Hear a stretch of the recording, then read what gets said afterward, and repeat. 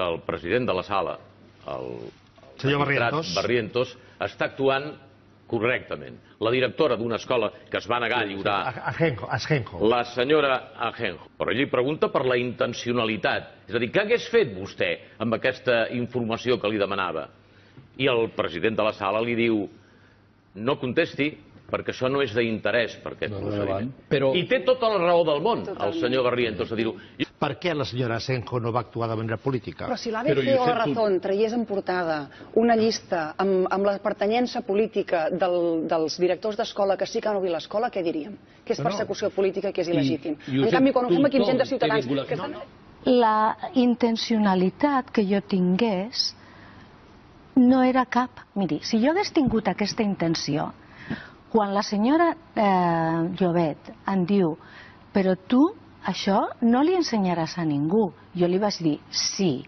Si jo hagués tingut aquesta intenció premeditada i per això li demanava l'ordre, jo li hauria dit no li ensenyaré a ningú, i després hauria anat a ensenyar-la. Per tant, la senyora Ajenjo acceptava, aquí admetia, que volia el paper per poder-la portar a la delegada. Però és que tenim un sistema legal que jutja fets, no intencions. I no és un judici el caràcter d'aquesta senyora ni les seves afiliacions polítiques. La senyora Ajenjo no és justiciable. És a dir, no se l'està jutjant a ella. Exacte. Ella està fent aportació d'un testimoni. I el testimoni, que es pretén saber, no té res a veure o no ha de venir a veure's condicionat per la intencionalitat.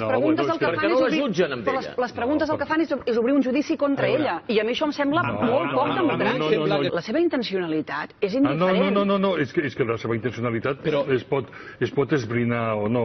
Però vull dir, de moment el que està molt clar és que la seva intencionalitat en el que ha fet ha estat ajudar la justícia a aclarir què és el que va succeir respecte a les claus del seu institut.